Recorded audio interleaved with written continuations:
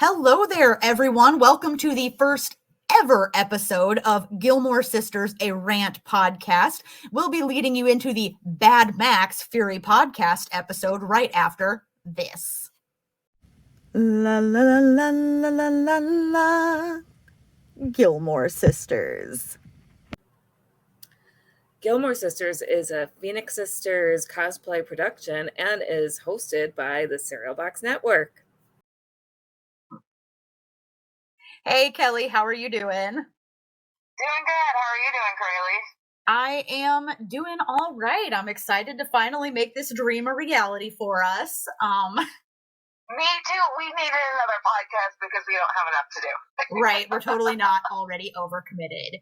So just as an introduction for our guests here, Kelly and I have been ranting about the show Gilmore Girls, mostly on her drive home from work, for years now. Years. Would you say basically for our entire friendship? That's what I was just about to ask. Would you say it's been the whole friendship? So we figured, why not break this apart into little bite-sized topics, or maybe not so bite-sized, because it's Gilmore Girls. We talk fast, we cover a lot, just like they do. And then everybody can share, give us their extraneous opinions, etc. Yes, please do. Yeah. We know the Gilmore fandom has strong opinions. Just like us. So.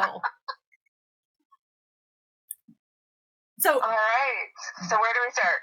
Well, I'm going to start with a little disclaimer here, because again, this is the first episode. I want everybody to know exactly what we're about. We love this show. We think it's really well done. We relate really deeply to the characters, but our first episode is about something we hate. Because when you've got 7 seasons of something that's like really emotionally charged, very character driven, there's some stuff you're just not going to like. So we're going to start there with how much we really, really, really, really, really hate the proposal and the proposal acceptance for Max from the first season and then the very beginning of the second season of Gilmore Girls. To be fair, the whole Max relationship was garbage. Yeah, Bad Max Fury podcast. Yep. I mean, and it's sad because Max could have been a good character, but nope. He and Lorelai were just toxic together. But let's get into the proposal, because who thinks this is romantic?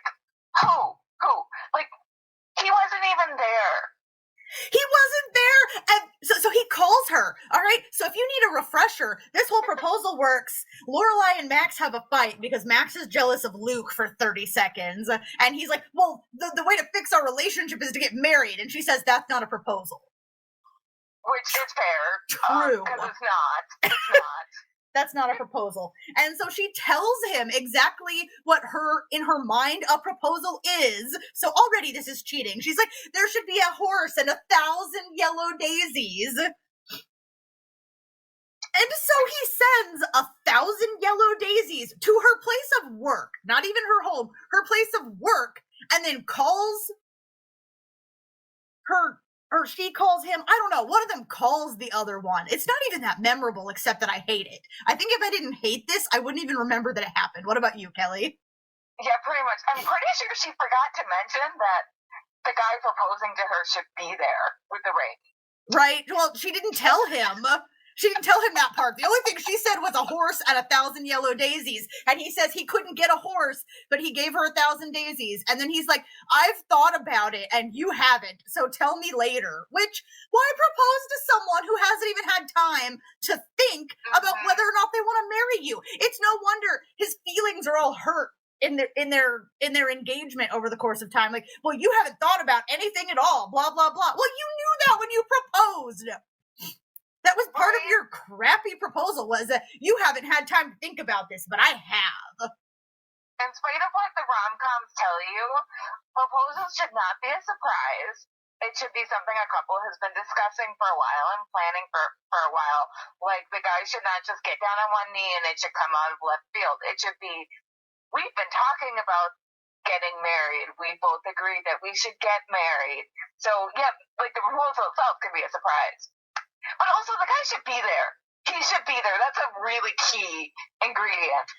And also, why did he have a hard time getting a horse? I'm sorry, you couldn't get a horse? right? Like, horses aren't that rare. they're not. Like, call up a trail ride place, be like, hey, I've got a proposal that I need a horse for. They've probably heard it before, okay? So she gave him instructions. He only did one of the two things. He didn't do anything extra, including being there. He literally phoned in this proposal. Literally phoned it in. Okay? He phoned it in. And then to accept the proposal, and again, Luke is about this because Luke is the one who gets Lorelai all worked up about where are you going to bank and where are you going to live. Which was fair, as much as he was coming at it from a place of jealousy. Like, they hadn't discussed any of this. He was right. So she gets all worked up based on something that Luke says, her dude friend who has a crush on her, and calls him as a freak out. And he's like, wait, is this you saying yes? Because these are all important things to think about if you're saying yes. Those are important things to think about before you propose, Max. Right. Those are important things to think about when you're deciding if you're a good fit for each other. Exactly. I would say he put the cart before the horse, but as we already discussed, he didn't even get a horse. So it's just a cart hanging out there doing none of the things that a cart is supposed to do. Yep. And it also didn't have a driver because he phoned it in. Right? No driver, no horse. It's just a cart hanging out there. Kind of like the hoopah that got left in the yard. But he got daisies. I'll bet there weren't even 1,000 daisies. I'm sorry, there were not 1,000 daisies there. I don't know. Kirk delivered them, and if Kirk said there are exactly 1,000 daisies, no more, no less, I bet Kirk made that happen, even if Max didn't make sure. That's true. Okay, well, I'll give Kirk credit on that one then. I'm not giving Max any credit. Kirk and Luke had more to do to make this engagement happen than Max did. I'm sorry. Of course they do. Yeah. And I mean, I really liked Max as a character. I think Max was a good guy. I don't think his relationship with Lorelai made any sense. They were apart more than they were together. Like, they basically loved the idea of each other. Yeah, it's like Lorelai showing up to his house after they've broken up. I think the second time, I don't even know. And being like, I can't stop thinking about you. But like, they went on a few dates. She spent like months from the beginning of the school year to well into it's snowing and Max's car has to break down in the snow, just listening to one recorded voicemail. Their whole relationship was over the phone. Because she kept listening to that voicemail where he was like, Lorelai, it's Max Medina, which is a cute voicemail, but it took her months to agree to go out on a date with him. I mean, well, she agreed on that one date and then canceled it. Which, as she should, because, okay, dating your kid's teacher, not okay. Not okay. That thing where she's pressuring him to put an A on Rory's paper before he's even read it, like... Gross. Not even funny as a joke. Like, he's made it clear already. Him at Rory's school. While trying to break up with him? So gross. This relationship was such a mess. And then the way that he came back was so lukewarm. I feel like they could have skipped it entirely. It feels like they didn't know how to end her relationship with Alex, that guy who took her to a coffee shop one time and a musical one time, and that was that whole relationship. Which they didn't need to have a big ending to that. They didn't. Like, she said when Max came back, she's like, technically, I'm still seeing Alex. And me, as an avid Gilmore Girls watcher, is going, oh yeah, Alex, what happened to him? It's like Rory's boyfriend in the... Oh, no, we're not going to talk about that. But I'm just going to get angry. Right. We'll have to wait for a different episode to mention anything about A Year in the Life, which is what Kelly's obliquely referencing here, because the revival made us very angry. That's all I'm going to say for this first episode here. It's too much. It's too much. It is too much. Okay, but so, yep. So we hated that proposal. That proposal was terrible. It was terrible. And the relationship overall was not very moving. And then he comes back And she makes a big deal out of it. They kiss, and then he's like, stay 10 feet apart. We're like, I don't want to see you anymore. And she brings up all these reasons for why that's not reasonable and they can't expect it to happen. But guess what? We never see him in the show ever again. So apparently he was right about that. He could avoid her at the graduation. Thank goodness. That was for the best. Their relationship was lackluster and boring and a train wreck, but not in a watchable, fun way. Yeah, I don't even know why he liked her. Like, she showed up to a meeting, a parent-teacher meeting in a B-52 shirt and told him his coffee was terrible, and then he just got obsessed with her forever. Because she's pretty. Well, surely he was around pretty women all the time. I mean, the students were talking about how he's a hot teacher, so... Yeah, but not Lauren Graham pretty. Well... Okay, who in this life else is Lauren Graham pretty except for Lauren Graham? Basically, yep. I mean, that's why all the dudes were hot for her in the show. Because she's freaking Lauren Graham. Right. She talked fast and loud, so that drew your eyes, and then her prettiness kept the eyes on her. Yup. That's fair. Yeah, that's fair. That's fair. So there you have it. That's a rant. Do you have anything else you want to say on the subject, Curly? I mean, not on this one. We picked a short one on purpose because some of our rants go beyond an hour. Prepare for that, listeners. But I do have questions for you. We want to know, 1, what do you think about Max as a person? 2, what do you think about the Max and Lorelai relationship? We're not going to hate you as a listener if you liked that relationship. We're going to be curious. We're going to scratch our heads. But you go ahead and tell us. If you actually liked anything about that relationship, tell us what you liked and why. We're curious. Please. I don't know anyone who likes that relationship. Do you? No, so I would actually really like to hear from them. So if you like that relationship, 3, let us know if you found that proposal romantic. Also, let us know if you have ever experienced a proposal where the person proposing was not there. Yeah, I would love to hear that story. Oh, you know what? I do have a last thought now, though, because this is what happens to us. Something good that came out of that relationship is that is part of how Paris and Rory became friends. Hear me out. Hear me out, listeners, because I know Kelly knows where I'm going with this. So, Rory has been watching this whole thing go on where Paris's parents are getting divorced, and it's so horrible that everybody's talking about it, and Rory is a pretty empathetic person. Sometimes. That's a whole different episode, how Rory is sometimes empathetic and sometimes not, and everybody acts like she always is. So tune in for that one later. But she's having one of her characteristic empathy moments when this person who's been really mean to her is going through something really horrible. She's been telling her mom about how awful it is and how Lorelai's like, I almost feel bad for her. And Rory is like, no, I feel bad for her.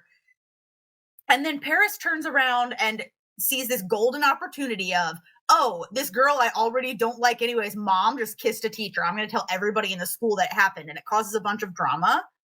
So, Of course, Rory calls her out and is like, everybody's been talking about your parents, and you felt terrible. I can see how terrible you feel. And instead you turn around and do this to me. Do you think maybe instead you just want to talk to me about what's going on at home?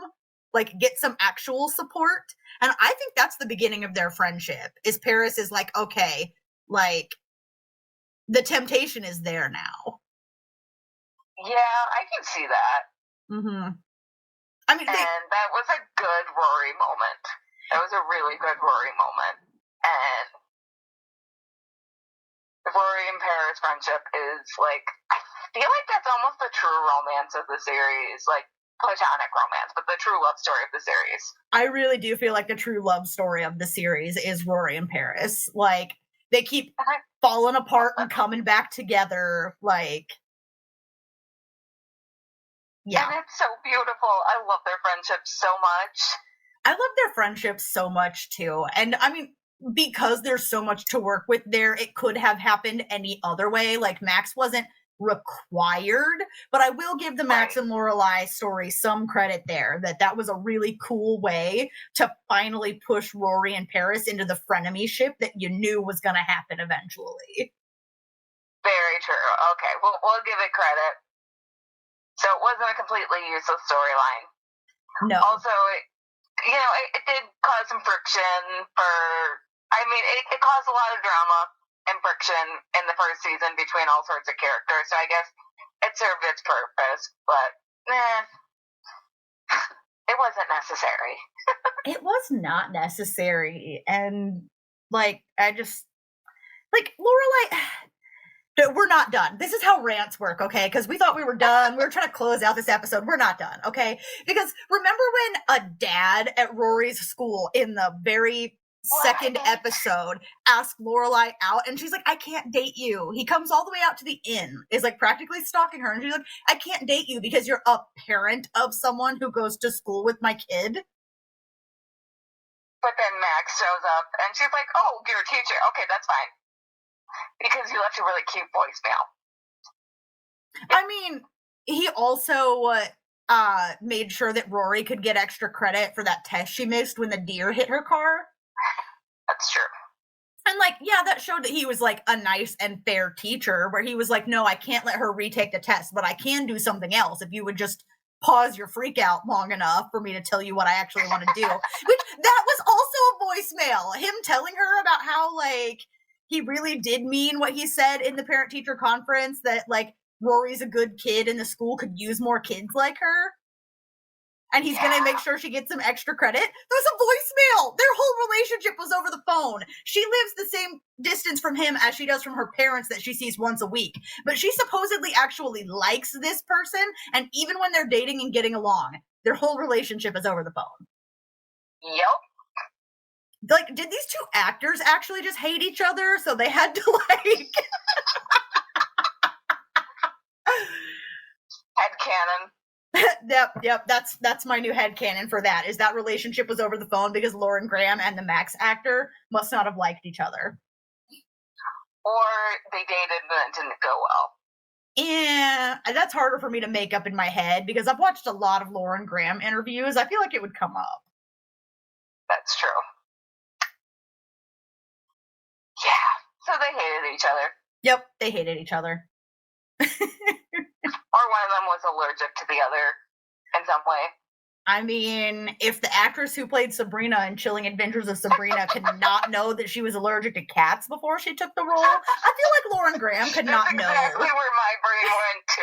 Of course it did. This is why we're Phoenix Sisters. If you're new to the Phoenix Sisters as a team of cosplayers, podcasters, etc., Kelly and I share one brain.